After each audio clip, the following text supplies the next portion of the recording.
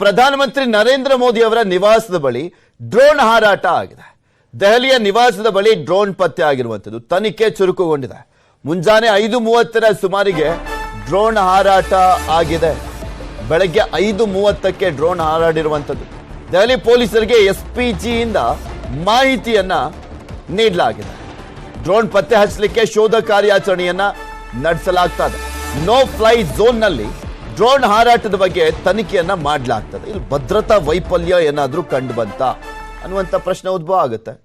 5:30 ಆದ್ರೇನು ಎಷ್ಟೊತ್ತಾದ್ರೇನು, ಬಿಕಾಸ್ ಅಲ್ಲಿ shift wise ಅಲ್ಲಿ ವರ್ಕ್ ಮಾಡ್ತಾ ಇರ್ತಾರೆ. ಈ ಸಂದರ್ಭದಲ್ಲಿ ಗೊತ್ತೇ ಆಗ್ಲಿಲ್ವಾ ಡ್ರೋನ್ ಬಂದಿದ್ದು? ನೋ ಫ್ಲೈ ಝೋನ್ ನಲ್ಲಿ ಅಲ್ಲಿ ಯಾವ ರೀತಿಯಾಗಿ ಭದ್ರತಾ ವೈಫಲ್ಯ ಆಗಿದೆ, ಭದ್ರತಾ ಲೋಪ ಆಗಿದೆ ಅನ್ನುವಂಥ ಪ್ರಶ್ನೆಗಳು ಕೂಡ ಉಟ್ಕೊಳ್ತಾ ಇರುವಂಥದ್ದು. ಒಟ್ಟಿನಲ್ಲಿ ಈಗ ತನಿಖೆ ಅಂತೂ ಆಗ್ತಾ ಇದೆ.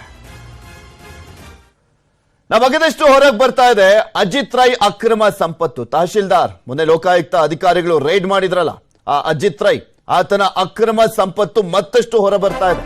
ಎಕರೆಗಟ್ಲೆ ಜಮೀನು, ದುಬಾರಿ ಕಾರು, ರಾಯಲ್ ಲೈಫ್, ಯಾರ್ದೋ ದುಡ್ಡು ಎಲ್ಲ ಜಾತ್ರೆ. ಅಜಿತ್ ರೈ ಅಕ್ರಮದ ಆಸ್ತಿ ಬಗ್ಗೆ ಮತ್ತಷ್ಟು ಮಾಹಿತಿಗಳು ಸಿಗ್ತಾ ಹೋಗ್ತಾ ಇದೆ. ಅದೆಷ್ಟು ಮಾಡಿಟ್ಟಿದಾರೋ ಸಾಹೇಬ್ರು ಇವರು. ಲೋಕಾಯುಕ್ತ ವಶದಲ್ಲಿರುವಂತಹ ಅಜಿತ್ ರೈ ಬಳಿ 120 ಎಕರೆ ಜಮೀನ್ ಸಿಕ್ಕಿದೆ. ಇನ್ನು ಎಷ್ಟೆಷ್ಟು ಮಾಡಿದಾರೋ ಗೊತ್ತಿಲ್ಲ, ಯಾರ್ಯಾರ ಹೆಸರಲ್ಲೂ, ಬೇನಾಮಿ ಹೆಸರಲ್ಲಿ. ಬಟ್ ಸದ್ಯಕ್ಕೆ ಸಿಗ್ತಾ ಇರುವಂತ ಮಾಹಿತಿ ಪ್ರಕಾರ 120 ಎಕರೆ ಜಮೀನು.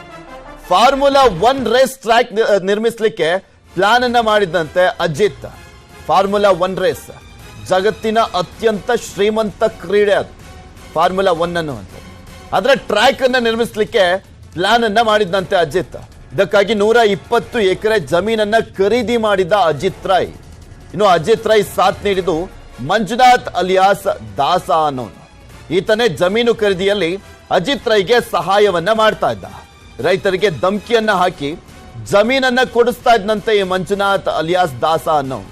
ಈಗ 120 ಎಕರೆ ಬಗ್ಗೆ ಮಾಹಿತಿ ಲಭ್ಯವಾಗ್ತಾ ಇದೆ. ಇದ್ರ ಬಗ್ಗೆ ಇನ್ನಷ್ಟು ಮಾಹಿತಿಯನ್ನ ಪಡ್ಕೊಂಡು ನಮ್ಮ ಪ್ರತಿನಿಧಿ ಮುನಿರಾಜು ನಮ್ಮ ಜೊತೆ ನೇರ ಸಂಪರ್ಕದಲ್ಲೇ ಇದ್ದಾರೆ. ಮುನಿರಾಜು, ಮತ್ತಷ್ಟು ಅಕ್ರಮ ಸಂಪತ್ತು ಗೊತ್ತಾಗ್ತಾ ಹೋಗ್ತಾ ಇದೆ, ಬಯಲಿಗೆ ಆಗ್ತಾ ಇರುವಂತದ್ದು.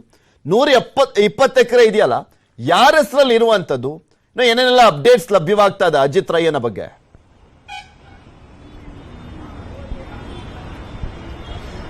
ಪೃಥ್ವಿ, ಏನು ತಹಸೀಲ್ದಾರ್ ಅಜಿತ್ ರೈ ಒಂದು ಪ್ರಕರಣದ ತನಿಖೆಯನ್ನ ಈಗ ಲೋಕಾಯುಕ್ತ ಪೊಲೀಸರು ಮಾಡ್ತಾ ಇದ್ದಾರೆ. ಈ ವೇಳೆ ಕೆಲವು ಏನು ಆತ ಬೇರೆ ಬೇರೆ ಕಡೆಗಳಿಂದ ಒಂದು ಆಸ್ತಿಯನ್ನ ಮಾಡಿರುವಂತದ್ದು ಸಹ ಈಗಾಗಲೇ ಸಾಕಷ್ಟು ಬೆಳಕಿಗೆ ಬಂದಿತ್ತು. ಈಗ ಆ ಒಂದು ಆಸ್ತಿಗಳು ಎಲ್ಲೆಲ್ಲಿದ್ದಾವೆ ಮತ್ತೆ ಯಾರ ಹೆಸರಲ್ಲಿದೆ ಅನ್ನೋದನ್ನ ಲೋಕಾಯುಕ್ತ ಅಧಿಕಾರಿಗಳು ಪರಿಶೀಲನೆ ಮಾಡಿದಾಗ ಏನು ದೊಡ್ಡಬಳ್ಳಾಪುರ ಬಳಿ ಒಂದು ಸಾಕಷ್ಟು ದೊಡ್ಡ ಪ್ರಮಾಣದಲ್ಲಿ ಆಸ್ತಿ ಮಾಡಿರುವಂತದ್ದು ಸಹ ಗೊತ್ತಾಗಿದೆ. ಆ ಒಂದು ಆಸ್ತಿಯನ್ನ ಒಂದು ರೇಸ್ ಟ್ರ್ಯಾಕ್ ನಿರ್ಮಾಣ ಮಾಡೋದಕ್ಕೂ ಸಹ ಆತ ಅದನ್ನ ಸಿದ್ಧಪಡಿಸ್ತಾ ಇದ್ದ ಅಂತ ಹೇಳಿ ಈಗ ಗೊತ್ತಾಗಿರುವಂತದ್ದು. ಏನು ಅದನ್ನ ನೋಡ್ಕೊಳ್ಳೋದಕ್ಕೆ ಅಲ್ಲಿನ ಸ್ಥಳೀಯ ವ್ಯಕ್ತಿಯೊಬ್ಬರನ್ನ ನಿಯೋಜನೆ ಮಾಡಿರ್ತಾನೆ. ಮತ್ತೆ ಆ ಒಂದು ರೇಸ್ ಟ್ರ್ಯಾಕ್ ಗೆ ಸಂಬಂಧಪಟ್ಟಂತೆ ಅಲ್ಲಿನ ನಿರ್ಮಾಣ ಕಾರ್ಯಗಳು ಸಹ ನಡೀತಾ ಇರ್ತವೆ. ಈ ಸಂದರ್ಭದಲ್ಲಿ ಈಗಾಗಲೇ ಲೋಕಾಯುಕ್ತ ಅಧಿಕಾರಿಗಳು ದಾಳಿಯನ್ನ ನಡೆಸಿ ಆತ ಎಲ್ಲೆಲ್ಲಿ ಆಸ್ತಿಯನ್ನ ಮಾಡಿದ್ದಾನೆ ಮತ್ತೆ ಎಷ್ಟು ಪ್ರಮಾಣದಲ್ಲಿ ಆಸ್ತಿ ಪಾಸ್ತಿಯನ್ನ ಮಾಡಿದ್ದಾನೆ ಅನ್ನೋದ್ರ ಬಗ್ಗೆ ಕೂಲಂಕುಷವಾಗಿ ಎಲ್ಲವನ್ನೂ ಸಹ ಪರಿಶೀಲನೆ ಮಾಡ್ತಾ ಇದ್ದಾರೆ.